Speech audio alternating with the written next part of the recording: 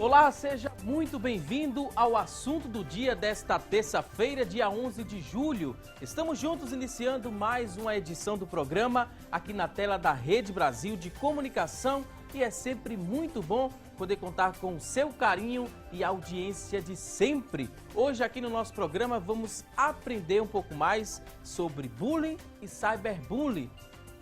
É terça, é dia de receita. Hoje vamos aprender a preparar panquecas de frango com a gastrônoma Luciana Luna.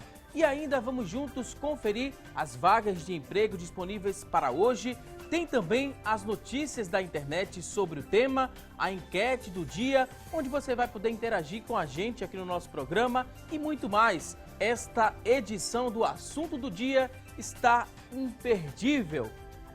E o termo cyberbullying, ele originou-se da expressão bullying, que é considerado todo ato de violência física ou psicológica intencional e repetitivo, que ocorre sem motivação evidente. Isso pode ser praticado por um indivíduo ou grupo contra uma ou mais pessoas, isso com o objetivo de intimidá-la ou agredi-la, causando dor e angústia à vítima. Com as novas tecnologias, os métodos usados para o cyberbullying são os mais variados, como redes sociais, comunidades, blogs, SMS e e-mails também. Mas como identificar que uma pessoa está sendo vítima do cyberbullying? Vamos descobrir com a ajuda das nossas convidadas. Vamos conversar hoje aqui no nosso estúdio com a Catarina Gonçalves. Catarina Gonçalves é doutora em educação, especialista em conflitos na escola e professora da Universidade Federal da Paraíba. Universidade Federal da Paraíba. Ela é professora de lá também. Também vai reforçar o nosso bate-papo daqui a pouquinho a Adriana Barros, ela que é psicóloga clínica e mestre em educação. Daqui a pouquinho a gente vai dar início aqui ao nosso bate-papo de hoje, mas agora vamos acompanhar uma reportagem que mostra que além do cyberbullying, muitas pessoas cometem outros crimes através da internet. Fique atento! O mundo está cheio de pessoas mal intencionadas e esperando uma oportunidade para agir. Um dos territórios preferidos dos bandidos é a internet, local onde eles podem assumir qualquer identidade e chegar a qualquer lugar do mundo para cometer os chamados cybercrimes. A gente considera cybercrimes todo tipo de atividade criminosa que se utiliza a internet para enganar, para defraudar e até mesmo para atentar contra a vida das pessoas usando a internet. Costumamos dizer que o crime migrou para o mundo virtual. Por quê? Porque todas as atividades criminosas que podem ser cometidas na vida real, elas também podem ser cometidas no mundo virtual. Por isso que são considerados cybercrimes. O chefe de comunicação da Polícia Federal detalha pra gente o perfil das vítimas preferidas pelos criminosos, que varia um pouco de acordo com o crime que pretende ser realizado. Pedófilos, por exemplo, procuram crianças, adolescentes, porque muitas das vezes eles têm um conhecimento muito bom de informática, mas não têm maturidade e experiência, por isso que eles são facilmente enganados. Quando eles querem aplicar golpes com relação a dinheiro, a financeiro, então eles procuram pessoas mais idosas, pessoas que não têm conhecimento de estar revelando suas senhas e os seus dados bancários, e quando não se tem conhecimento de como esses golpes são aplicados, então se vira uma vítima fácil e desses bandidos, que muitas vezes mandam mensagens inescrupulosas para os meios das pessoas, até mesmo para a atualização de um cadastro bancário, instala-se um vírus espião na máquina da pessoa e aí a pessoa está sujeita a todo tipo de captura de informações quando a pessoa faz transação bancária nesse computador. Para chegar até as pessoas envolvidas, a polícia possui uma equipe especializada. A Polícia Federal, além de ter profissionais capacitados, peritos criminais, que diuturnamente ficam envolvidos, né, na detectação desses bandidos que estão na internet, também temos um programa chamado Gênese, que vasculha a internet em busca desses perfis, dessas pessoas que estão cometendo o crime. Para que uma investigação seja iniciada, um ponto importante é a denúncia, que é feita de um jeito bastante simples. Tanto a Polícia Civil como a Polícia Federal podem investigar esse tipo de crime, vai depender da competência. Mas para não correr risco de ser mais uma vítima, atenção às dicas da Polícia Federal. Primeira coisa, não está colocando informação em demasia da sua vida pessoal. Às vezes você coloca informação de onde você estuda, de onde você trabalha, quem são seus pais, qual é o seu itinerário. Então isso aí os bandidos vão usar como arma para identificar você e traçar uma estratégia. Os pais, eles têm que ter uma cumplicidade muito grande grande com os filhos, um diálogo franco e aberto, para todo dia perguntar qual é a rotina da criança, o que foi que ele fez, onde ele andou, quem foi que se aproximou dele, o que ele viu na internet, porque se o pai cria esse diálogo franco e aberto, no menor sinal de perigo, a criança vai procurar ele e não o estranho.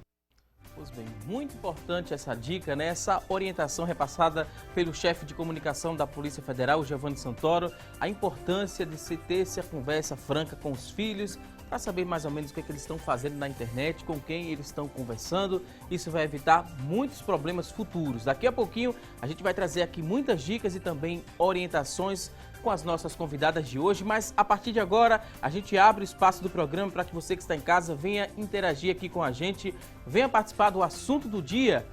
Você já pode participar com a gente respondendo a nossa enquete e a gente vai conferir a partir de agora qual a pergunta que a gente vai fazer para você hoje aqui através da nossa enquete. A enquete do dia hoje é a seguinte: a gente quer saber se você sabe como identificar, quando a pessoa ela está sendo vítima do cyberbullying. Você sabe, não sabe, liga pra gente, participa. A gente faz questão de saber a sua opinião através do 3424-1977. É a nossa linha interativa, ela está aberta, disponível para que você responda aqui a nossa pergunta de hoje e também mande alguma dúvida sobre o tema. Participa também através da internet. Acesse lá a nossa fanpage no facebook.com/assunto do dia. Você pode deixar também seu depoimento, deixar sua dúvida. Daqui a pouquinho a gente vai ler ao vivo aqui no nosso programa. Participa também através do nosso WhatsApp. O nosso número é muito fácil: 99418-1206,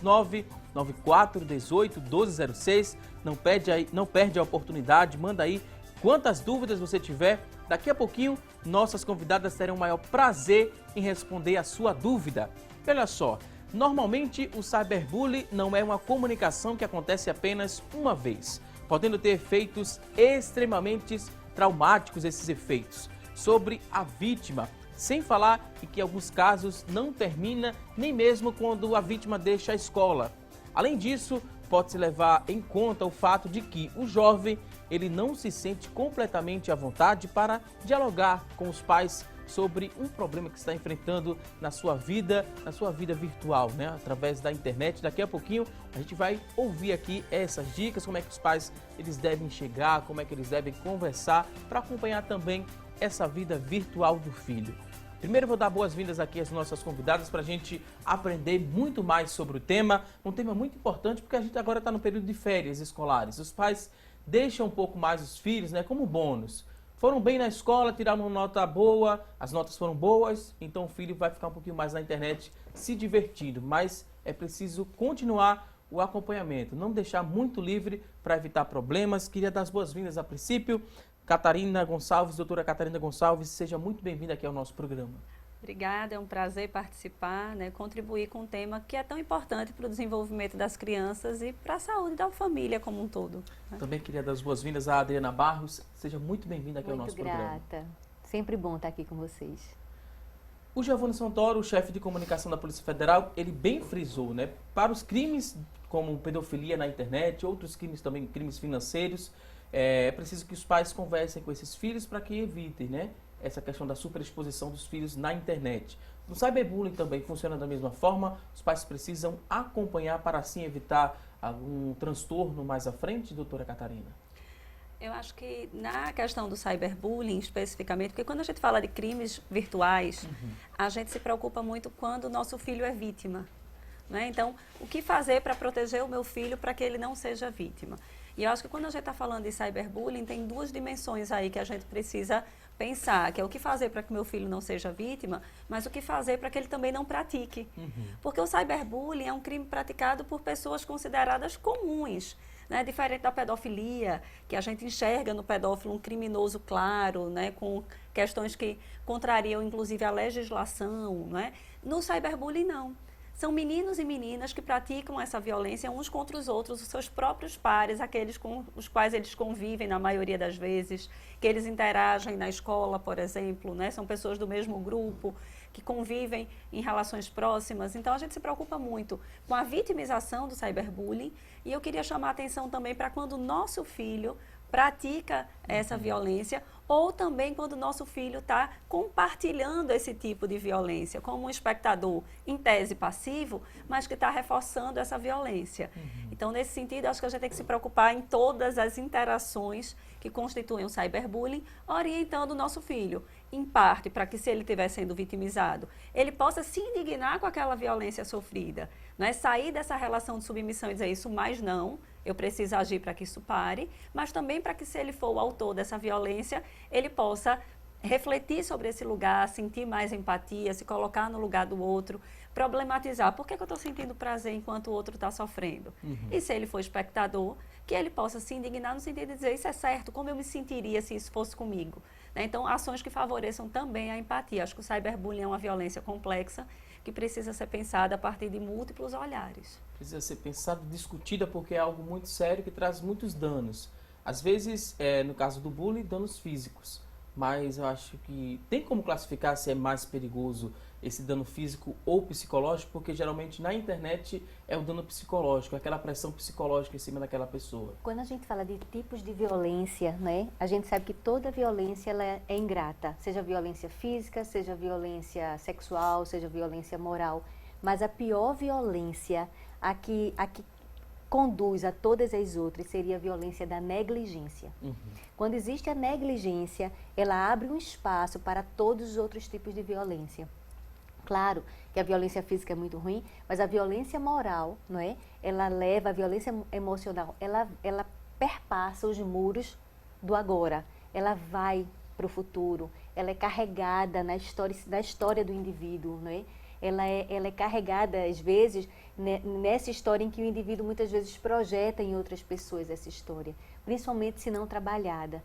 Então, todo tipo de violência, ela traz sequelas sempre. Precisa ter um olhar diferenciado, precisa ser trabalhada essa violência. A gente não pode deixar a vítima ali como vítima e sou vítima. O grande ponto da vítima é que, às vezes, a vítima tem vergonha até de falar do que aconteceu. Muitas vezes a vítima se sente culpada porque a situação aconteceu e aquilo faz com que o crime ele vá sendo cada vez mais reverberado, porque a vítima está silenciando. Quantas vítimas silenciaram tantos crimes sexuais, tantos crimes morais, tantos assédios morais, tantos assédios físicos foram silenciados, não é?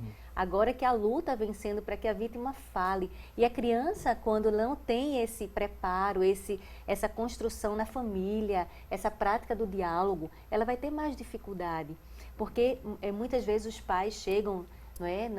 Quando o filho já está adolescente e diz, eu não sei o que fazer com esse adolescente. Não é? Mas assim, o que é que eu fiz quando ele era criança? Não é? Será que eu constituí essa prática do diálogo? Eu tive esse olhar para esse filho?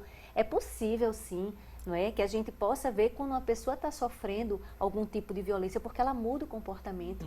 Uma criança fala pelo seu comportamento, então ela vai mudar o comportamento, ela fica mais introspecta, ela fica assustada, ela apresenta dificuldade na escola, ela tende a vivenciar o isolamento. Então, nesse processo, é possível que a escola, que a comunidade escolar, né, família, professores, educadores de uma forma geral, possam sim visualizar quando essa criança e esse adolescente estão passando por algum tipo de violência. No caso, esse silenciar seria porque a vítima ela só se sente agredida ou porque também ela recebe algumas ameaças por trás? A gente costuma dizer que o bullying, antes de ser uma violência interpessoal, é uma violência intrapessoal. Porque não é qualquer pessoa que se torna alvo de bullying. Se torna alvo de bullying aquele sujeito, aquele menino, aquela menina que concorda com a imagem destituída de poder que fazem sobre ele. Então, há uma questão aí ligada também à sua identidade, ao seu processo de construção identitário. Então, nesse sentido, o alvo nega também essa violência, omite, silencia, como a professora Adriana falou, no sentido de que ele também tenta, né, entender o que está acontecendo comigo, qual é a minha parcela de culpa. E há na nossa cultura uma cultura de responsabilização dos alvos de violência muito intensa. Então, o que a literatura tem mostrado para a gente é que quem sofre bullying se culpa por aquilo. Então, será que eu fiz algo que eu não estou lembrada de ter feito? Né? Será que eu não sou chato? Tem um estudo mostrando sobre isso, né? Uma dissertação de mestrado em que a pesquisadora pergunta por que acontece isso com você? Ele diz, é porque eu sou chato. E os outros falam sobre ele, é porque ele é chato. Então, veja, essa dupla responsabilização, autorresponsabilização, responsabilização de quem sofre e o que é pior, né? Na minha tese de doutorado eu pesquisei o que os professores pensam e os professores também responsabilizam quem sofre. Então, como é que eu posso sair dessa situação de vitimização Como se sair eu me dessa culpo? distorção de identidade, se está todo mundo confirmando essa distorção? É possível que traz a uma carga ainda responsabilidade maior, seja né? minha. Verdade, Né? Então, Catarina. é muito difícil que um alvo sozinho consiga se desvencilhar dessas situações. E essa submissão, essa postura submissa que ele assume, tem a ver com essas representações que ele faz dessa violência. Ele não se indigna, que é algo fundamental para que eu possa. Não, parou, isso não vai mais acontecer. Né? Eu não posso ser submisso, eu preciso agir. Sozinho eu não consigo, porque eu também me acho responsável por aquilo. É nesse sentido que o adulto da relação tem um papel importante, que é de fortalecer e dizer o que é que você pode fazer para que isso não aconteça mais. Mas o que a gente tem mais estudado na contemporaneidade é a importância dos pares. As equipes de ajuda na escola, por exemplo, onde os próprios meninos se responsabilizam pelo sofrimento vivido. Porque se não tem esses espectadores que alimentam, a gente diz que os espectadores são o oxigênio do bullying, o bullying vai, né, acabando, porque os próprios meninos vão dizendo, como é que a gente pode te ajudar? Os próprios meninos vão interditando esse autor, dizendo, parou, isso não é certo, ao invés de rir. Né? Então, é uma série de ações que precisam não só proteger esse que sofre, ele não precisa só de proteção, mas ele precisa de empoderamento, para que ele consiga sair daquela situação de vitimizado. E é fácil identificar que um tipo de brincadeira está passando além dos limites e está se tornando um bullying. Como é que a gente classifica, né, essa questão do bullying? Chegar a analisar que aquela atitude não é uma A brincadeira repetição, não é? A repetição, o constrangimento que é colocado, né? O isolamento da vítima, não é?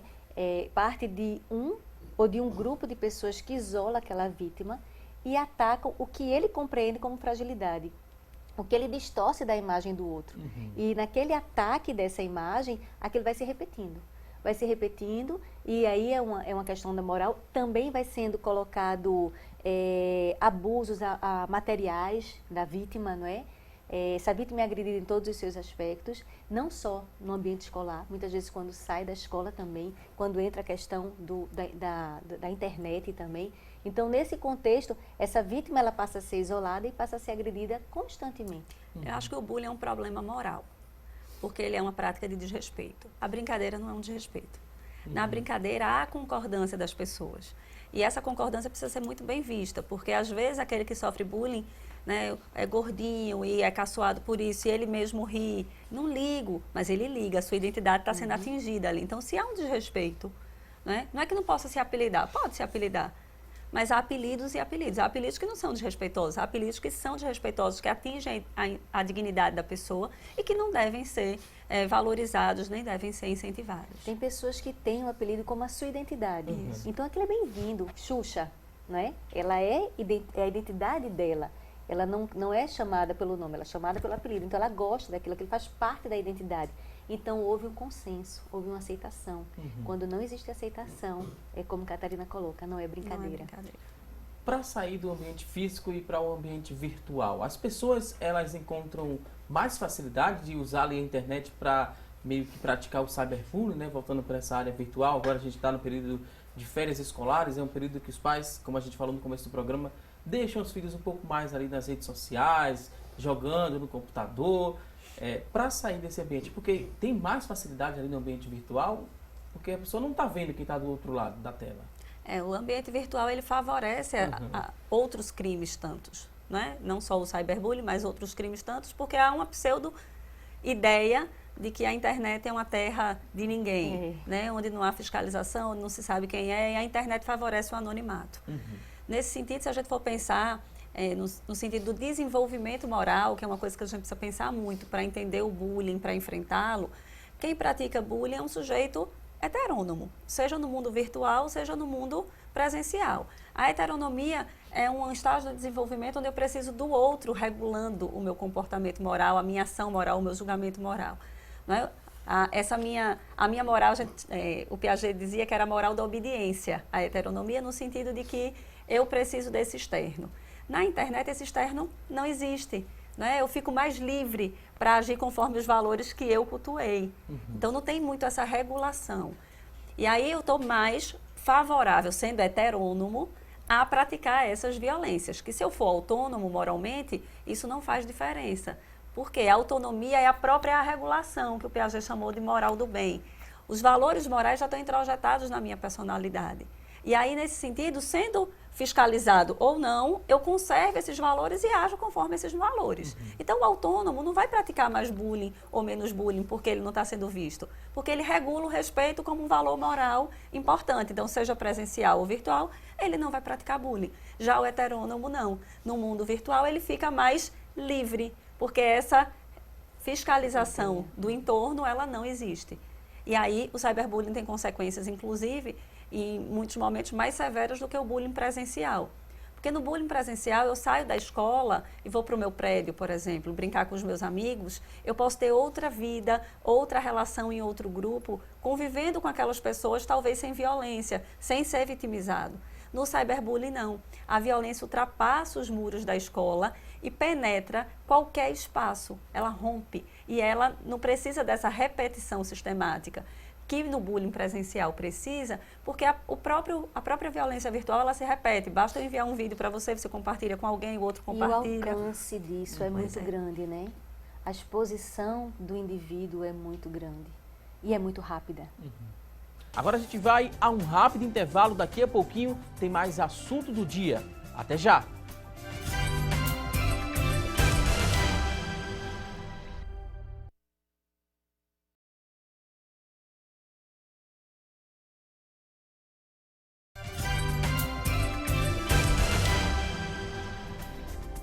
Hoje aqui no nosso programa estamos falando sobre bullying e cyberbullying. Isso mesmo, e a partir de agora vamos juntos conferir o que é notícia na internet sobre este tema, e quem vai trazer essas informações a partir de agora é a Tânia Silva. Olá, Tânia! Oi, Valdes, ótima terça para você e para vocês que estão nos acompanhando. O destaque de hoje é do blog O Diário, Cyberbullying e perigos na internet. Crianças e adolescentes estão cada vez mais conectados na internet e isso também fez surgir uma outra categoria de bullying. O que antes só acontecia na escola, agora também é um motivo de preocupação no ambiente virtual. Estamos falando do cyberbullying. Os ataques sofridos são geralmente direcionados a características pessoais da vítima e são feitos em meio público, denegrindo a imagem da vítima e afetando sua autoestima. Mas vale lembrar que quem comete qualquer tipo de crime na internet pode ser punido e os pais devem ficar atentos ao que os filhos estão fazendo na internet. Esse assunto é muito sério, por isso que a gente está debatendo hoje no assunto do dia. Agora a gente vai ao estúdio para saber mais informações sobre esse assunto. Valdson, voltamos com você. Ok, Tânia Silva, muito obrigado por essas informações. A gente vai continuar aqui a falar sobre este tema que você bem frisou. É um tema muito sério, que merece sim a atenção de todos que estão nos acompanhando, sejam os pais, professores, você que está em casa, que tem crianças em casa também. Preste bastante atenção, e a gente já queria repassar aqui uma dúvida bastante comum em relação... Existe uma diferença de tipo do cyberbullying ou do bullying praticados por meninos e meninas, ou entram na mesma linha, tem as mesmas características, tem o mesmo teor, ou existe ali uma diferença dos praticados pelos meninos e pelas meninas? Existem diferenças, sim. Os meninos vão mais com a questão física, não é? O bullying físico. As meninas, elas vão mais no contar histórias, falar sobre outras meninas, isolar a vítima, tentar fazer com que o grupo não se aproxime daquela vítima, não é? As meninas vão de uma forma mais velada, os meninos vão de uma forma mais física. E existe diferença também na escolha do alvo. Alguns estudos têm mostrado que os meninos praticam bullying normalmente contra outras pessoas, né, outros meninos ou meninas, mas mais distante do seu grupo de amigos. No das meninas, terminam sendo escolhida para alvo alguém do grupo mais próximo. Né? Uma prática de cyberbullying muito recorrente na contemporaneidade é o sexting, que é mandar nudes, essas coisas que denigram a identidade, a imagem, né, do outro, associada a questões sexuais. E aí, essa é uma prática de bullying mais praticada por meninos contra meninas. É uma característica também da nossa cultura, né? As meninas, elas são mais expostas a esses crimes de ordem sexuais, de todas as ordens, incluindo também os sexting. A gente falou, né, essa questão da importância da família para acompanhar, para conversar com essa criança, esse adolescente, mas a escola também ela tem um papel muito importante nesse processo de informar também e de acabar com o bullying. Total. A escola ela é parceira da família, não é? A comunidade escolar como um todo, que vai desde a gestão, educadores, até as pessoas que trabalham no pátio da escola. A comunidade como um todo, ela precisa se unir para cada vez mais ter esse olhar diferenciado para o bullying. A escola participa como o órgão que vai trazer palestrantes sobre isso, que vai trazer informação para as crianças, que vai ajudar as crianças a perceberem quando isso acontece. A escola tem um papel fundamental nesse fator de educação. E na prática, as escolas elas estão assumindo o papel delas, né? Tem contribuído ou elas tentam meio que se isolar para dizer que naquele ambiente escolar, naquela escola não acontece esse tipo de crime, no caso o bullying e o cyberbullying? Eu acho que as escolas ainda precisam de muita ajuda, né? Porque quando a gente compara no enfrentamento do bullying, o papel da família e o papel da escola, na minha leitura, o papel da escola é muito superior ao papel da família. Porque é na escola que eu convivo com a diferença. Respeitar o meu irmão, o meu primo, até o meu vizinho, né, que, de modo geral, tem a mesma condição social que eu, a mesma etnia que eu, os mesmos hábitos alimentares que eu, é muito fácil. Difícil é respeitar aquele outro que é tão diferente de mim, né, onde eu não me reconheço. E onde é que esse outro está? Na escola. A escola é o primeiro locus privilegiado de convivência com a diferença e, portanto, é o espaço privilegiado para que eu aprenda a respeitar essas diferenças. Só que não dá para a escola fazer um trabalho só de conscientização, só de explicação ou só de intervenção.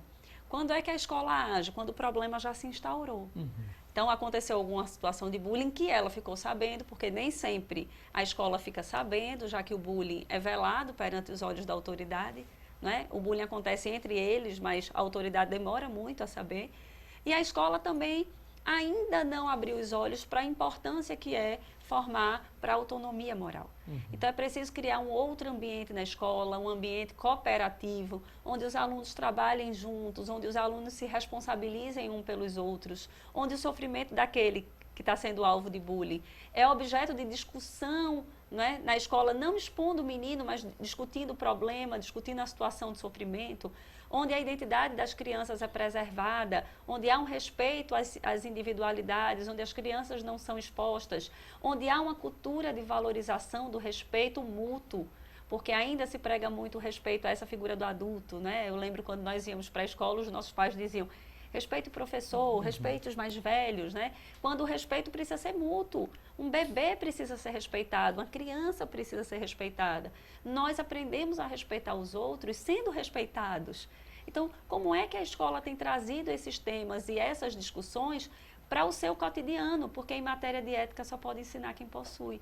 Então, é preciso que a escola, de fato, se organize fortemente, não faça apenas um projeto de intervenção, porque acaba aquela situação, mas tantas outras vão acontecendo, e trate a dor de todos e cada um como um objeto com o qual a escola tem que lidar. Ética é sim conteúdo da escola. Desde 1996, estava nos parâmetros curriculares nacionais a ética como um tema transversal. A gente sabe que essa transversalidade falhou muito, né? A ética, de fato, é um tema que precisa perpassar todas as disciplinas, mas a gente não tem visto de forma sistemática, rigorosa e extensiva a todas as escolas um trabalho consistente e sistemático. Há, sim, escolas que fazem trabalhos lindíssimos, que a gente tem conhecimento sobre não só enfrentar o bullying, mas lidar com essas diferenças. Eu penso que enfrentar o bullying é formar para a autonomia moral. E esse é um papel da escola. Isso independe de escola pública ou privada? Independe. O bullying acontece em ambas? Em todo lugar. Na internet tem um bullying. O mais legal é que as pesquisas sobre bullying mostram para a gente que a violência não tem como único fator determinante a questão econômica.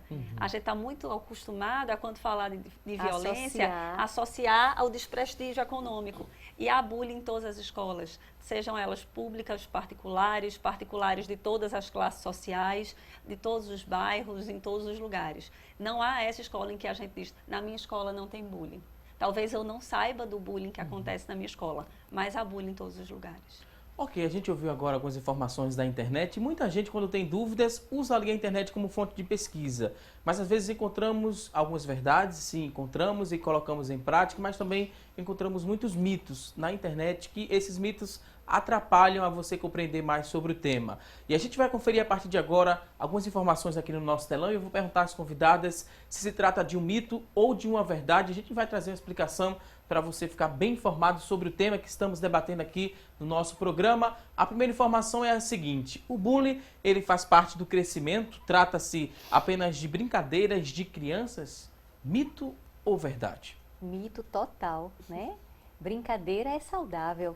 Brincadeira leva a crescer, brincadeira estrutura a personalidade. Crianças se estrutura pelo brincar, mas o brincar traz a saúde social, a saúde emocional da criança. O bullying é a prática do sofrimento, é o assédio moral daquela criança, não é? É o desrespeito à dignidade do indivíduo. Isso não é brincadeira, isso é mito total. Ok, vamos agora à próxima informação. Temos aqui outra tela, mito ou verdade. O bullying físico, né? Ele é mais prejudicial do que o bullying verbal ou relacional? Mito ou verdade? Mito, porque, na verdade, as pessoas são diferentes e precisam ser tratadas e respeitadas nas suas individualidades. Então, eu não posso dizer que uma violência física é mais prejudicial do que uma difamação, do que um isolamento, por exemplo, porque depende de como o outro sente, de como o outro reage àquela violência. O que eu posso dizer é que todo bullying é muito prejudicial, porque o bullying, ele não acontece numa relação de hierarquia. Eu não pratico bullying contra meu filho, eu como professora não pratico bullying contra meu professor, meu aluno, nem vice-versa. O bullying é o que a gente chama de uma violência paritária, entre pessoas de mesma condição hierárquica. E se eu construo a minha identidade na relação com os meus iguais, com os meus pares, o bullying atinge diretamente esse meu processo de construção identitário. Então, seja ele físico ou verbal, ou como a gente queira chamar, ele é muito danoso ao desenvolvimento do indivíduo. Ok, vamos agora ao próximo tópico. Temos aqui outro ponto. Será que é mito ou verdade? É impossível parar com bullying? Mito Eu ou fico verdade? pensando se essa frase fosse verdade, onde é que a gente ia parar? Mito total, não é? Daí a gente ter falado agora há pouco o papel da escola, não é? O papel da comunidade como um todo, o papel da família, o papel da própria, do reconhecimento da própria identidade. Mito, a gente pode sim parar com bullying. Todo mundo tem que pegar essa fatia desse bolo e se sentir responsável por esse tema que traz tanta dor. A gente pode parar o bullying quando a gente empodera esse alvo. O que é que você pode fazer para que isso não te aconteça mais? O que é que você pode fazer para que ele não te trate dessa maneira? Quando a gente interdita esse autor e favorece a reciprocidade, ele se colocar no lugar do outro. Quando a gente favorece que todos na escola se responsabilizem pelas situações que estão ali sendo vividas. Quando a gente cria um ambiente onde o bullying não tem lugar. Um ambiente cooperativo onde os alunos possam se responsabilizar. A gente não para o bullying com estratégias autoritárias, coercitivas, de fora para dentro, estratégias, por vezes, elas também violentas. Né? Expondo quem pratica bullying para todo mundo, ou expondo quem está sofrendo, ou também não para o bullying terceirizando o problema para a família. Que esse é outro mito muito comum que a gente tem visto, né? Os problemas relacionais na escola são delegados para a resolução na família. Então, se a escola toma conhecimento que alguém está praticando bullying, qual é a primeira intervenção? Chama os pais. Eu até acho que os pais precisam ser envolvidos no processo, mas não no sentido de delegar a resolução para eles, já que o problema acontece na escola, na relação, mas como parceiros. Então, é possível parar sim o bullying, porque o bullying pode ser, inclusive, uma oportunidade que os alunos aprendam a serem melhores do que são. Quando eles podem pensar sobre o problema, tomar consciência e experimentar outros sentimentos morais capazes de tirá-los daquela situação de vitimização. A gente pode dizer que é um fenômeno novo ou não? O bullying já é um fenômeno muito antigo que está tendo mais destaque agora. Como é que vocês fazem uma análise? As pesquisas são recentes, mas eu costumo dizer que existe bullying desde que existe homem. O bullying é um fenômeno das relações interpessoais. Agora, os estudos sobre bullying, eles têm início na Noruega, com as pesquisas, né, do Dan Owens, onde ele, motivado pelo suicídio de 2 adolescentes, vai investigar, e ele é considerado, inclusive, por isso, o pai do bullying, porque foi ele quem trouxe esse conceito.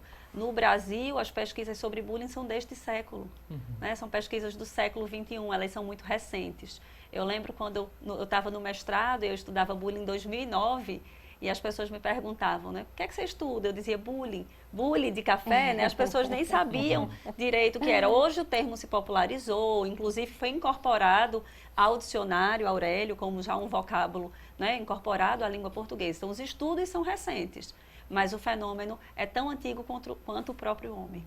Vou pedir licença agora aos nossos convidados, a gente agora vai a um rápido intervalo. Você que está em casa, quer participar, quer interagir com a gente, aproveita a oportunidade, manda aí sua dúvida, o seu depoimento através do 3424-1977, é a nossa linha interativa, 994-18-1206, é o nosso WhatsApp, manda aí sua dúvida, daqui a pouquinho ela vai ser respondida. Agora a gente vai a um rápido intervalo e até já!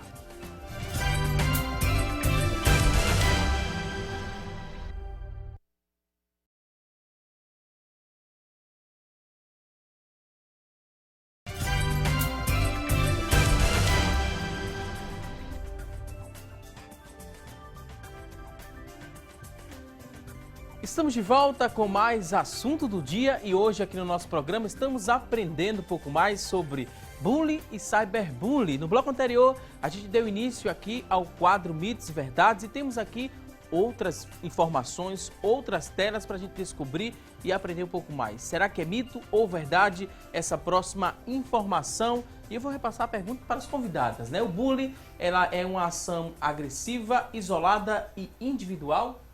Mito ou verdade? Na verdade, o bullying é um fenômeno grupal, então já é mito por isso, né? Não é uma ação isolada, porque se ela for uma ação isolada, ela deixa de ser bullying, porque o que caracteriza sobremaneira esse fenômeno é a repetição da ação. Não significa que você precisa sofrer todo dia, embora a regra tenha mostrado para a gente que é assim que as coisas acontecem.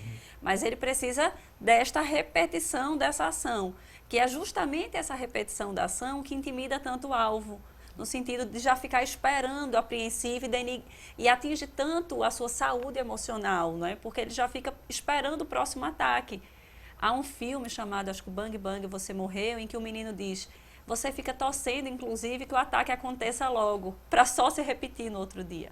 Então, não é uma ação isolada e tampouco uma ação individual, já que tem 3 sujeitos envolvidos aí, né, 3 atores do bullying, que é o que pratica, que de modo geral ele não está sozinho, é um grupo de autores, né, tem até uma liderança, mas é muito difícil ser um sozinho, contra um alvo que normalmente está isolado e fica cada vez mais isolado conforme ele está sendo vitimizado perante uma plateia.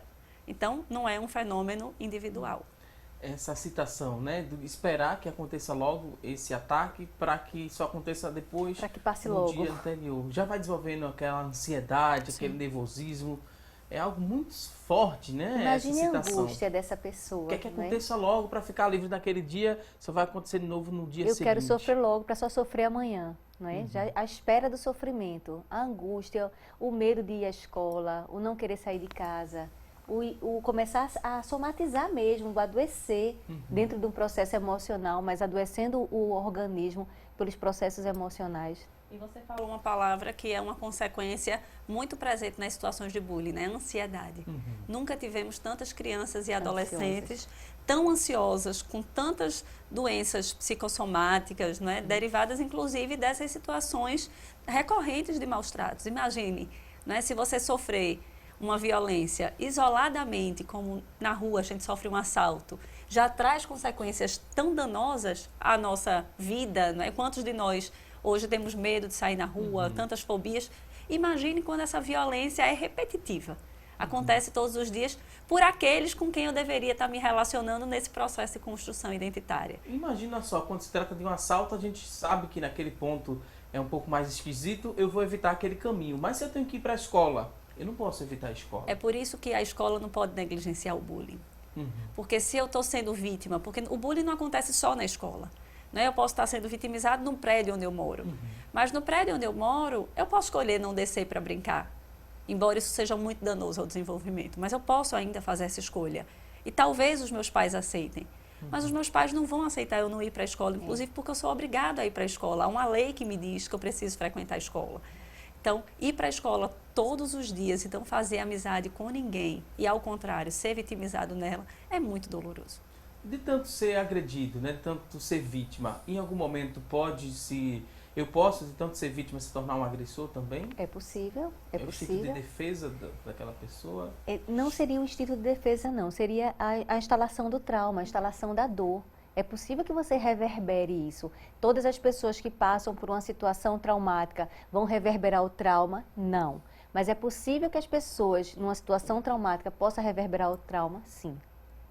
E é possível também que ele sofra bullying na escola e pratique em casa, contra o irmão mais novo, por exemplo, ou o irmão, né? É o que a literatura tem chamado de vítima autora. Eu não gosto muito dessa expressão, porque eu acho que em cada contexto social que estamos, somos um papel diferente. Num contexto é vítima e no outro contexto é autora. Mas é muito comum, e o próprio cinema já trouxe, né? Há um filme chamado Covardes, que mostra justamente isso, do menino que sofre na escola, mas pratica em casa. Então, é muito possível. Ok, vamos conferir agora outro tópico para a gente saber se é um mito ou se é uma verdade. Pode ser uma dúvida que você tem em casa, então preste atenção que a gente vai dizer se é mito ou verdade que o bullying ele ocorre entre bullying e uma vítima, né? O bullying nesse caso é quem pratica a ação e uma vítima. A gente falou que não é só entre duas pessoas. Pode acontecer, mas geralmente é como se trata de um grupo, porque tem os espectadores que estão participando daquela ação, estão cometendo um crime tanto quanto tem quem está praticando aquela violência.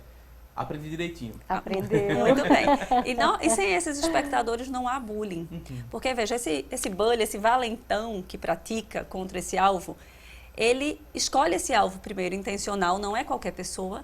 Por isso que a gente diz que bullying não é só preconceito, é mais do que preconceito, porque não é só alguém estereotipado na nossa sociedade que vai se tornar alvo de bullying, é alguém que também concorda com aquela imagem pouco destituída. Então, ele escolhe esse alvo a dedo, a sua escolha é intencional. E ele quer, na verdade, também se empoderar perante essa plateia. Ele não faz aquilo aleatório. Ele faz para obter poder perante os outros, porque ele tem o que nós chamamos de uma hierarquia de valores invertida. Ele considera, por exemplo, que ser respeitoso é menos importante do que ser popular.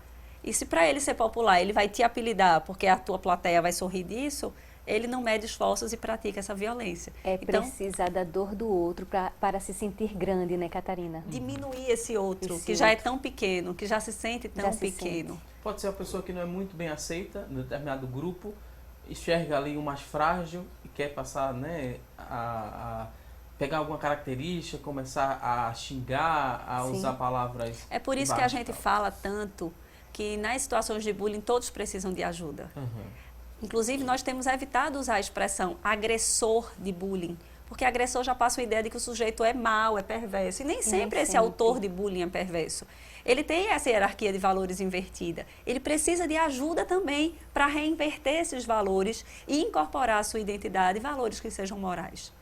Ok, vamos agora a outro tópico. Temos aqui outra informação. Vamos descobrir se é mito ou verdade. Nós não temos bullying em nossa escola. Algumas escolas têm, né? Todas. Os pais chegam para conversar. Pode ser que ela não tenha visto ainda, o que também já é por si só uma falha. Porque o fato do bullying ser um fenômeno escondido não justifica que a escola não saiba. Há formas dela buscar saber, aplicar questionários, criar equipes de ajuda, estabelecer o apoio entre iguais, ouvir as crianças, né? Criar mecanismos de escuta. Então, ela pode não saber, mas tem. Sair de dentro da sala, levar o profissional da área de orientação educacional, sair de dentro da sala dele, daquele quadrado, ir para a sala de aula, trazer histórias, compartilhar com essas crianças, dramatizar, dinâmica de grupo. Eles falam, porque a criança verbaliza muito pelo brincar. Então, no próprio brincar, você já vai vendo naquele fenômeno, você percebe a criança no recreio, você percebe a criança na aula de educação física.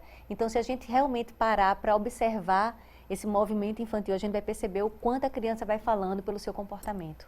E a gente pensa que é coisa só de adolescente, chegando ali para a juventude, não, né? Mais novos também podem praticar algum tipo de bullying. As pesquisas têm mostrado que por volta dos 4, 5 anos, né, que é quando a criança começa a estabelecer essa noção de eu e outro, em que ela pode começar a praticar, embora, de fato, seja mais recorrente, por volta dos 11, 13 anos, é quando as práticas de bullying se tornam mais intensas. E mais visíveis, né? Também. Ok, vamos aqui ver outro ponto, outro tópico que foi separado para a gente discutir. Mito ou verdade, bullying e bullies são facilmente identificados? Mito ou verdade?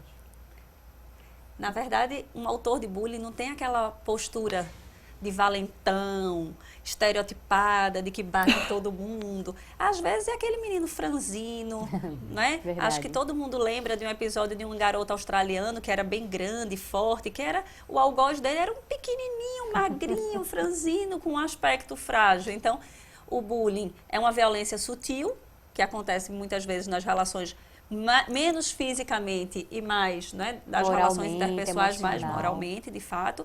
Então, é difícil da escola identificar e é difícil também identificar os bullies, já que eles não são tão estereotipados. Né? Por vezes, são aquele, quando a escola toma conhecimento, diz, mas como? Fulano, que é um menino tão bom, tão educado, tão generoso, né? Ser polido nem sempre é ser virtuoso. Então, é preciso ter um olhar para além dos estereótipos. Ok, esses foram os mitos e verdades de hoje. A gente tem aqui várias participações. Vou começar a repassar essas dúvidas. Tem aqui a pergunta da Marta Silva. Ela quer saber se existe aqui alguma legislação no Brasil que venha a gerar uma reflexão sobre o bullying. Existe? Não existe? Precisamos avançar bastante. Como é que está essa situação da legislação brasileira em relação a esse tipo de crime? Entre 2009 e 2011, nós tivemos um boom de legislações municipais e estaduais. O estado de Pernambuco, por exemplo, desde 2009 tem uma lei anti-bullying. Em 2015, nós tivemos uma lei federal, né, e agora para o país inteiro, que é uma lei de combate à intimidação sistemática, o bullying, em todas as escolas, no âmbito tanto da formação de professores, como das intervenções das políticas públicas. Então, a gente tem uma lei federal de 2015, garantindo a institucionalização de programas de combate a essa intimidação sistemática, que é o bullying. A mídia tem um papel muito importante de informar tanto os pais quanto essas crianças e adolescentes a respeito do tema, que é o que a gente está fazendo aqui no nosso programa, orientando quem está em casa nos acompanhando, mas a mídia também ela pode ter uma parcela de culpa nesse processo todo, quando a gente fala assim de alguns desenhos violentos que são exibidos, alguns games também que incentivam, né, conflitos. A gente pode dizer que também existe essa parcela. Eu percebo que o papel da mídia, quando ela dita valores distorcidos, não é? A ditadura da beleza, por exemplo, não é? Ela coloca no indivíduo já uma distorção da sua própria identidade, da sua personalidade. Então, a mídia tem esse papel de muitas vezes ditar essa identidade errônea, não é? O bom, o bonito é aquele que age dessa forma, age dessa maneira, então já começa uma distorção de valores, uma distorção de moral, que vai reverberar no seu processo de identidade, porque vai reverberar no seu processo de autoimagem e vai também reverberar na sua autoestima. Então a mídia teria esse papel quando ela ajuda nessas distorções. No caso, desenhos animados e games que incentivam ali às vezes o conflito, isso também pode contribuir para essa criança, que ela possa achar que aquilo ali é normal, ela pode fazer saindo ali daquele ambiente familiar? Eu percebo que os games, não é? Eles vão, é como se aquele terreno já existisse. Vai ser florido naquilo que tem um terreno fértil, não é? Se você já vem de uma família disfuncional, não é? Aquilo vai ajudar, aqueles games vai ajudar nessa disfuncionalidade. Mas você pode fazer uso de um game, tem muitos games aí que você pode fazer uso quando orientado pelos pais, quando orientado pela escola. E se você vem de uma família disfuncional, de uma família funcional, onde existe inclusive tempo para você entrar na questão da tecnologia. Foi ali visto, né? Eu acho que os games e os desenhos por si só, eles não te tornam um indivíduo violento. Não são os games e os desenhos que te farão violento. É o que já... Né? Mas é toda uma dinâmica, uma teia de relações que estão nos constituindo enquanto sujeitos, que aí sim, em sujeitos onde essa teia esteja já sendo construída no sentido, né, de sustentar valores favoráveis à violência, eles podem contribuir, mas eu penso que por vezes os games podem ser inclusive um espaço simbólico onde essa criança pode vivenciar Isso. essa... Sabendo o que é certo e o que é errado. Exatamente. Sabendo, por exemplo, que a vida é um bem, né, inquestionável e que, diferente dos games, não tem de novo. Não dá para recomeçar. Exatamente. Né? Então, eu penso que talvez esse simbólico seja um espaço importante, mas dentro do que ela falou, né, dessa funcionalidade. No começo do programa a gente lançou aqui a nossa enquete e a gente vai reforçar aqui a pergunta da nossa enquete de hoje. A gente quer saber o seguinte, você que está em casa nos acompanhando, a pergunta de hoje é se você sabe identificar quando uma pessoa está sendo vítima ali do cyberbullying ou do bullying, né? Esse pai respondendo que sim, que sabe identificar e ele identifica que esse filho está sendo vítima de bullying ou de cyberbullying. Qual ajuda ele deve procurar, né? Ele deve fazer o quê? Ele procura a escola, ele procura um psicólogo? Como é que ele deve agir? Ele descobrindo que aquele filho está sendo vítima de um bullying ou de um cyberbullying? Primeiro chamar esse filho para dialogar, né? Dar voz a esse filho. No momento em que, como é que ele descobriu, né? E qual foi o diálogo que ele teve com esse filho?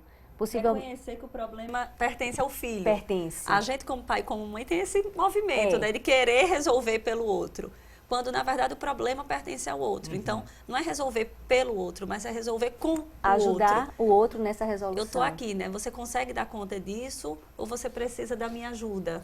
O que é que você pode fazer? E o que é que eu posso fazer contigo? Exatamente. E aí a gente amplia para aquilo do que o Giovanni Santoro falou, não só a questão do cyberbullying, mas a família entra aí na questão dos crimes cibernéticos, né?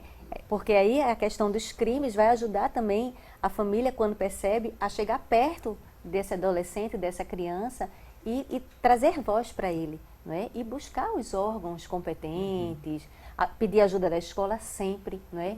Pedir ajuda de profissionais balizados, pedagogos, psicopedagogos, psicólogos, sempre. E, se necessário, até levar para os órgãos de lei, polícia. A escola pode favorecer essa sensibilização mútua.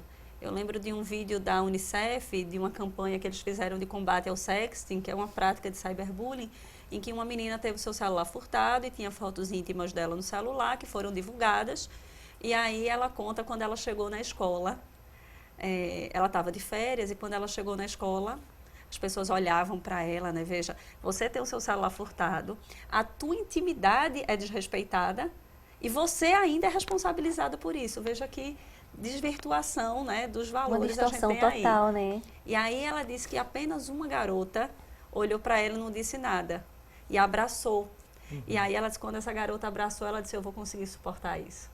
Né? E aí a garota criou uma campanha que ganhou prêmios na Unicef e tudo, de combate ao sexting, dizendo, eu olhava para ela e eu dizia, como é que ela está se sentindo? Como é que a família dela está se sentindo?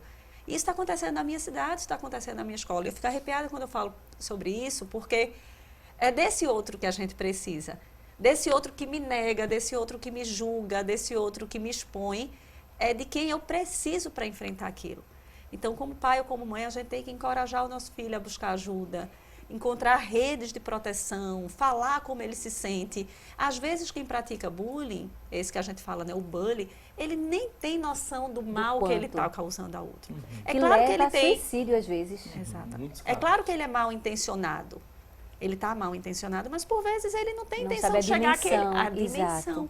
Então, as assembleias na sala de aula, não para falar de bullying, porque bullying é um problema individual, mas para falar de valores, para falar de outros conflitos, para falar de ética, onde a gente possa repensar algumas condutas, né? A gente diz assim, sempre o bullying precisa ser tratado como um problema individual, porque esse que sofre já está muito exposto, né? E ele não precisa de mais exposição da sua individualidade. Então, constituindo-se crime, é óbvio que a gente precisa procurar outras instâncias.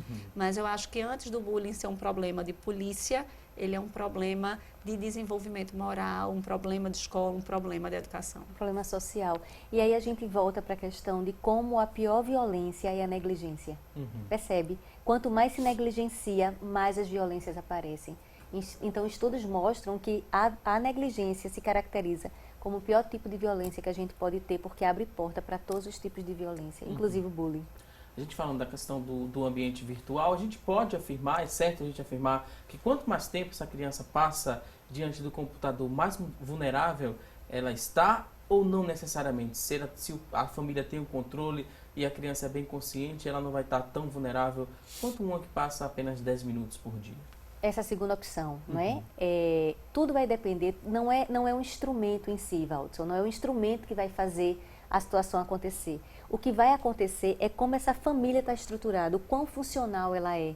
Essa criança pode até passar mais tempo, mas ela passa mais tempo dentro de um processo de internet, mas ela está orientada, ela conversa, ela tem voz, não é? Dado a ela esse direito de fala, ela também tem as responsabilidades, ela também pratica esporte, ela vivencia outras coisas. Então, dentro disso, essa questão da funcionalidade desse indivíduo vai falar muito mais da questão da personalidade, da sua estrutura, dos transtornos que ele possa vir a desenvolver, do que o quanto de tempo ele passa, de fato, na máquina.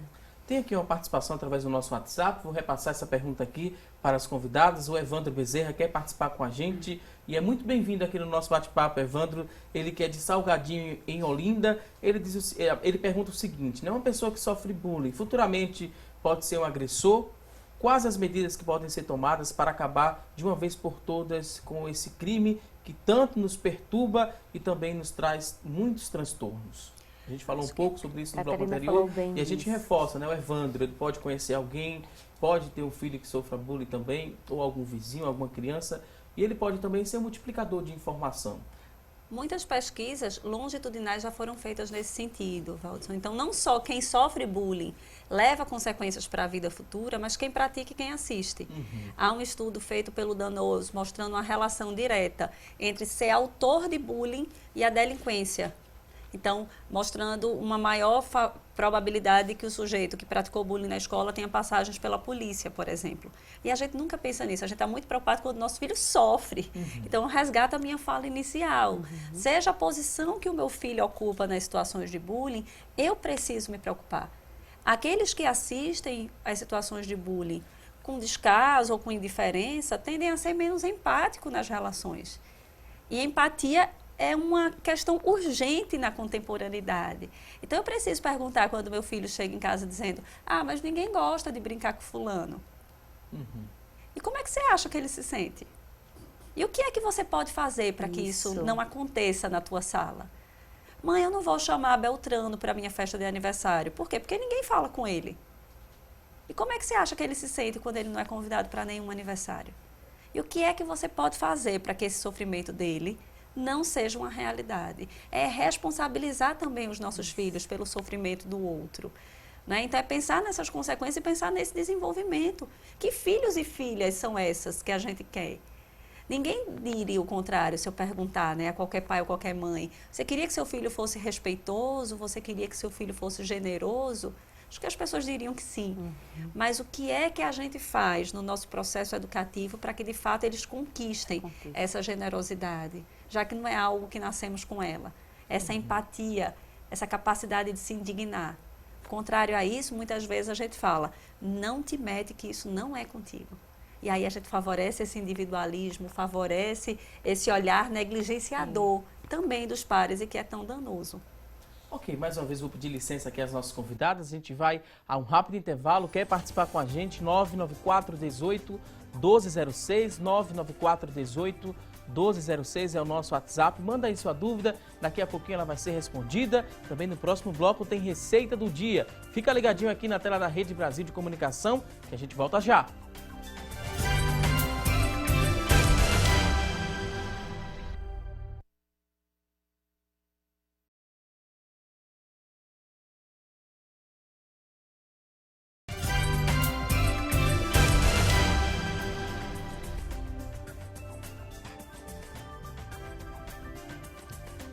Estamos de volta e já vamos direto aprender a preparar panquecas de frango. Quem vai nos ensinar é a gastrônoma Luciana Luna.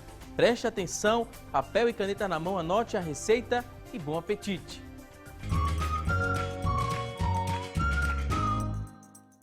Olá! Hoje eu vou ensinar uma receita bem simples e prática. Você pode fazer tanto para o almoço como para o jantar. Nós vamos preparar panquecas de frango. Então pegue papel e caneta e anote os ingredientes desta deliciosa receita.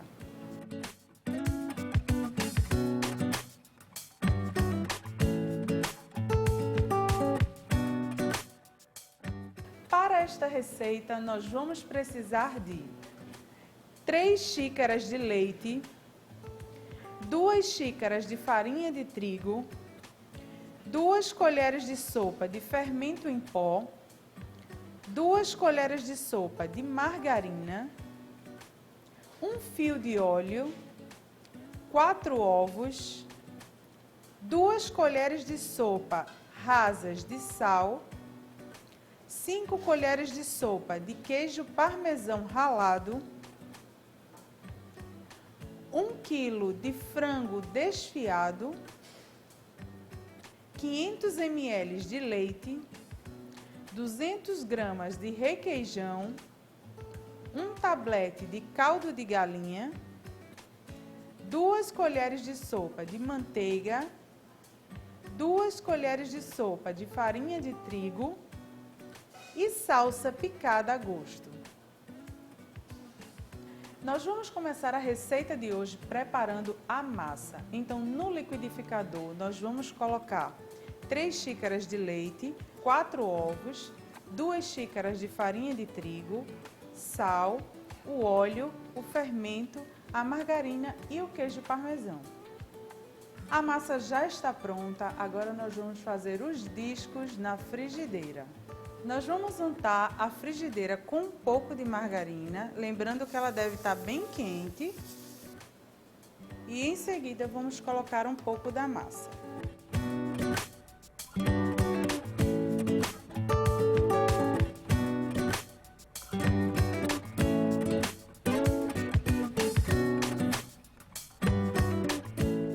Aqui nós temos o frango desfiado, que eu refoguei com manteiga, cebola e cebolinho. Então, nós vamos rechear, colocar uma quantidade aqui e enrolar as panquecas. Agora, nós vamos para o molho. Então, primeiro vamos colocar o leite, o requeijão, o trigo, o caldo de galinha e a manteiga. Agora nós vamos bater tudo para misturar bem. O próximo passo é levar essa mistura para uma panela para engrossar. Agora nós vamos colocar a salsinha picada e em seguida derramar sobre as panquecas.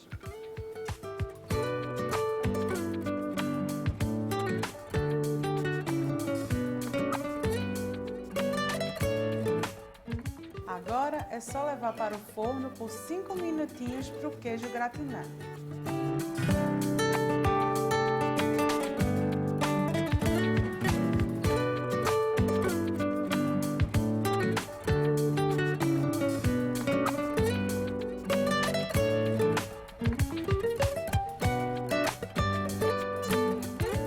Esta foi a nossa receita de hoje. Espero que vocês tenham gostado e continuem assistindo o assunto do dia.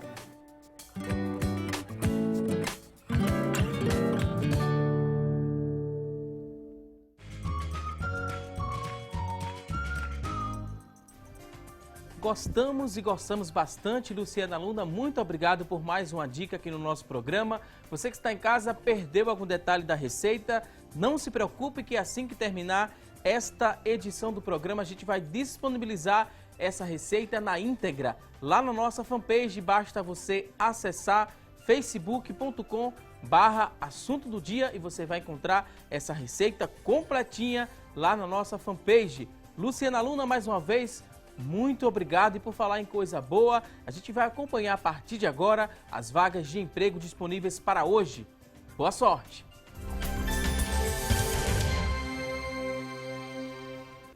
Atenção, você que está em casa em busca de uma recolocação no mercado de trabalho, preste bastante atenção às dicas que vamos trazer aqui a partir de agora. Olha só, 2 vagas para analista de sistemas na área de informática. Para preencher uma dessas vagas, você precisa ter ensino médio completo, experiência de 12 meses de 1 ano, salário R$ 1.200. São 2 vagas para analista de sistemas. Vamos agora a mais oportunidades de trabalho. Agora tem uma vaga para técnico em segurança do trabalho. Para preencher essa vaga, ensino médio completo, 6 meses de experiência, R$ 1.443 é o salário. Uma vaga para técnico em segurança do trabalho. Vamos com a próxima oportunidade. Agora são 23 vagas para eletricista. Ensino fundamental completo é a exigência, 6 meses de experiência, R$ 1.060 é o salário. São 23 vagas para eletricista. Você que está em casa se interessou por uma dessas vagas? Elas são do Sistema Público de Emprego, Trabalho e Renda. Ele fica localizado na Avenida Rio Branco, número 155. Avenida Rio Branco, número 155. E o telefone para contato, tome nota, 3355-2900, 3355-2900. A você que está em casa em busca dessa recolocação no mercado de trabalho, muito boa sorte.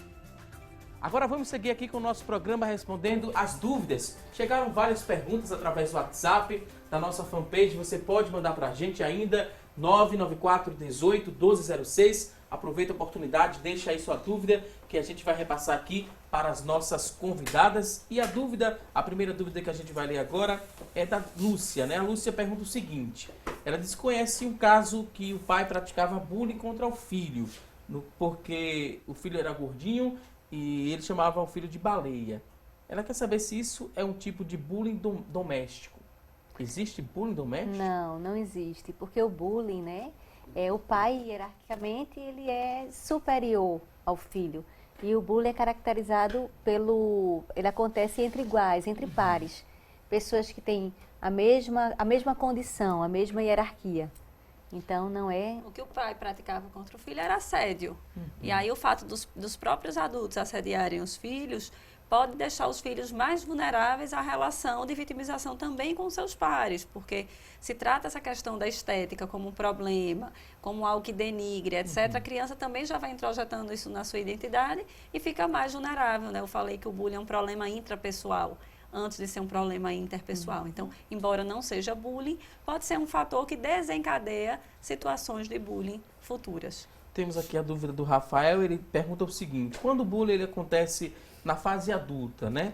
Pode influenciar na vida dos indivíduos mais à frente também?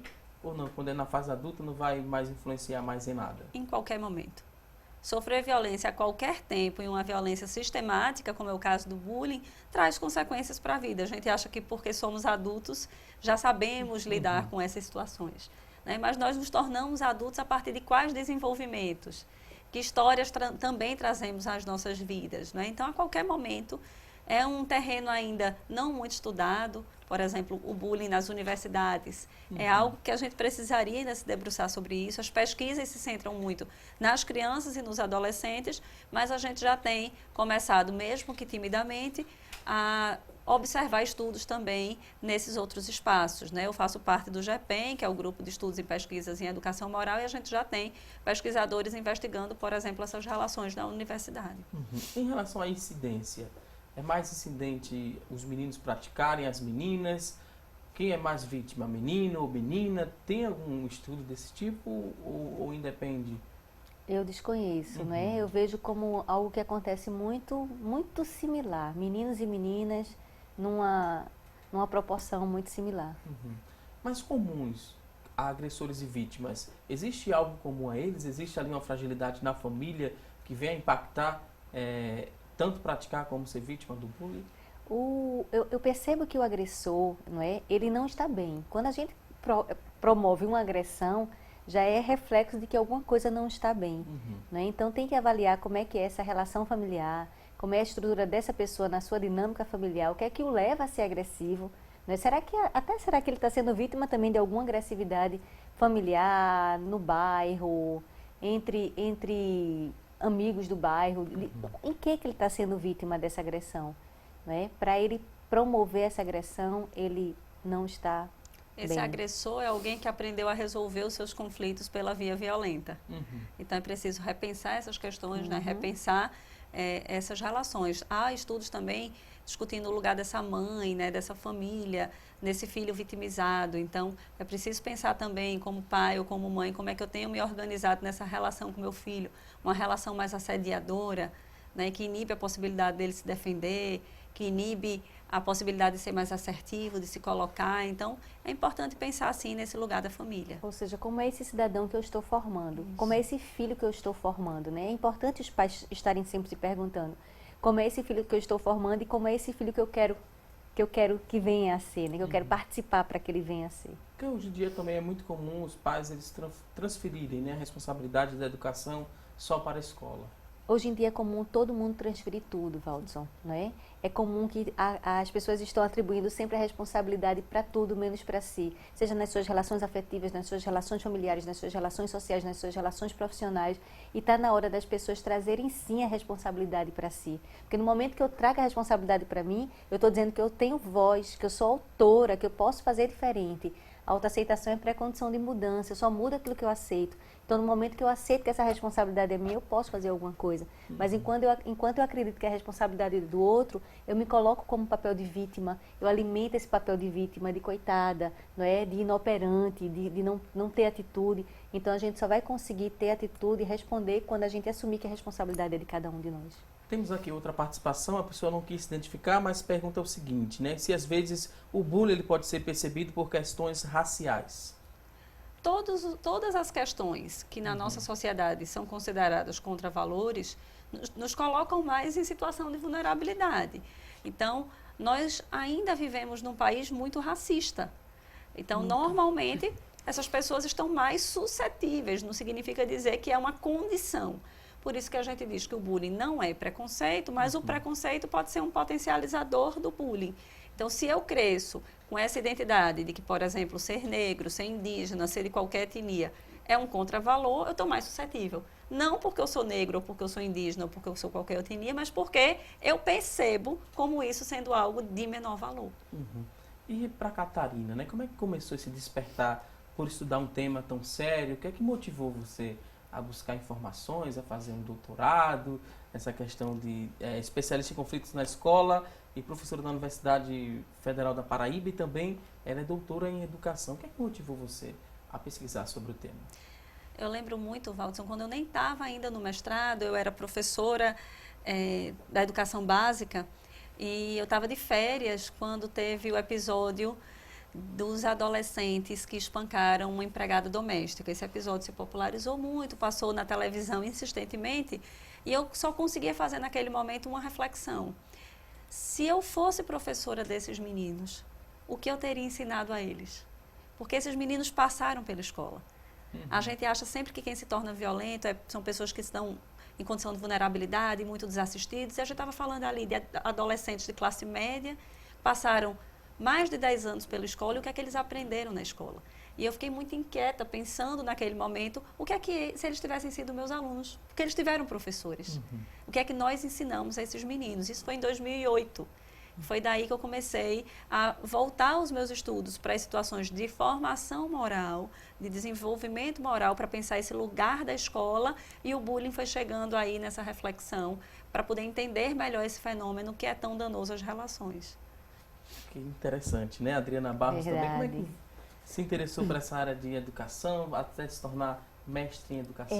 Eu trabalhei, né? Eu por formação sou psicóloga, atuo muito na parte clínica, mas tive a oportunidade de trabalhar em uma escola, ser psicóloga escolar. E aí foi quando me deu vontade de conhecer mais o fenômeno escolar e direcionar o estudo para o mestrado em Ciências da Educação. Mas o meu trabalho foi com professores, não é? Eu senti os professores muito sofridos e eu trabalhei a síndrome de burnout, que vê o estresse laboral, o quantitativo de professores que davam entrada em atestado e quando eles, o absenteísmo, quando eles se sentiam mais afastados da escola, eles melhoravam. E ao pensar em voltar para o ambiente escolar, era um processo de adoecimento. Aquilo começou a me despertar muito a vontade de conhecer sobre esse tema. A minha linha de pesquisa foi nesse sentido. Ok, vou pedir licença agora às convidadas para a gente conferir agora o resultado da nossa enquete. A pergunta que a gente fez hoje foi a seguinte: você que está em casa nos acompanhando, a gente perguntou se você sabe identificar quando uma pessoa está sendo vítima de cyberbullying. Olha só, 35% das pessoas que ligaram e interagiram com a gente disseram que sim. 65% disseram que não sabem identificar quando a pessoa está sendo vítima de cyberbullying. Espero que todas as dicas e orientações que foram repassadas hoje aqui no nosso programa possam contribuir e ajudar a você a combater, a identificar e ajudar as pessoas que estão sendo vítimas e também aos agressores que precisam também de ajuda, o tanto quanto, né? Estamos agora na reta final, queria agradecer aqui a participação das nossas convidadas, dizer que foi um prazer recebê-las aqui no nosso programa. Voltem mais vezes. Catarina Gonçalves, doutora em educação, especialista em conflitos na escola e professora da Universidade Federal da Paraíba. Catarina, muito obrigado. Um último recado, considerações finais, pode ficar à vontade. Eu que agradeço, né, o convite e agradeço e parabenizo o programa por trazer um tema tão importante para a pauta da discussão. A própria enquete diz, né, 65% não sabe identificar quando as pessoas são vítimas de cyberbullying. E o cyberbullying, diferente do bullying virtual, é muito mais facilmente identificado. E aí a gente, por vezes, está compartilhando coisas da internet que são questões violentas, práticas de cyberbullying, sem se dar conta disso. Então, que a gente possa repensar também os nossos cotidianos, repensar as nossas ações para evitar o sofrimento de toda e qualquer pessoa. Mais uma vez, muito obrigado, Catarina. Também queria agradecer a Adriana Barros, psicóloga clínica e mestre em educação. Adriana, muito obrigado. Um último recado, fica à vontade. Eu que agradeço, né? E a dica vai para que as pessoas, assim, olhem para os seus filhos, que os pais olhem para os seus filhos. É uma dica que eu gosto muito de compartilhar, não é? Que nós somos responsáveis por fazer uma família funcional e também somos responsáveis por fazer uma família disfuncional. Um pensamento disfuncional gera um sentimento disfuncional e um comportamento disfuncional. Assim também é com um pensamento funcional. Então, se eu vou ajudando esse meu filho a pensamentos funcionais, ele vai ter sentimentos funcionais e comportamentos também funcionais. A família tem um papel significativo nessa formação. Então, no momento em que a gente está mais junto, a família está mais perto, que dá voz a esse filho, tá aí a dica para a família. Ok, mais uma vez, muito obrigado às duas. Voltem mais vezes aqui ao nosso programa. A você que está em casa, muito obrigado também pelo carinho e audiência de sempre. Não se esqueça, teremos um novo encontro amanhã, ao vivo, às 9h30 da manhã, aqui na tela da Rede Brasil de Comunicação. A você e a toda a sua família, um forte abraço e até amanhã, se Deus quiser. Até lá!